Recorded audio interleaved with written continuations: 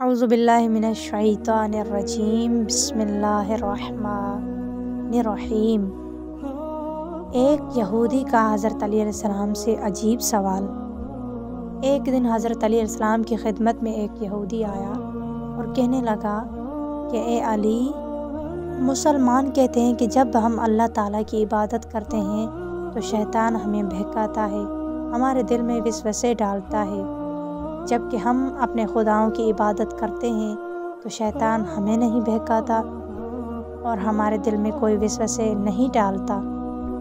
تو حضرت علیہ السلام نے فرمایا، اے شخص، ایک گھر خزانے سے بھرا ہوا ہو اور دوسرا خالی ہو، تو یہ بتاؤ کہ چور کس گھر میں جائے گا؟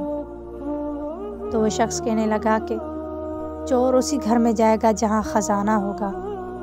تو حضرت علیہ السلام مسکرائے اور فرمانے لگے کہ یہی وجہ ہے کیونکہ ہم مسلمانوں کے دل میں اللہ تعالیٰ کی محبت ہے، اللہ تعالیٰ کا نور بستا ہے جو کہ ایک خزانے کی مانند ہے۔ ہاں عزیزان محترم، اس واقعے سے ہمیں یہ ثابت ہوا کہ اگر ہمارے دل میں اللہ تعالیٰ کی محبت ہوگی تو شیطان کا یہ کام ہے کہ ہمیں بہکائے اور گناہ کروائے تاکہ اللہ تعالیٰ کی ناراضگی کا سبب بنے۔ اس لیے اپنے ہر عمل کے ذریعے شیطان کو ہرانا سیکھے۔ سبحان اللہ۔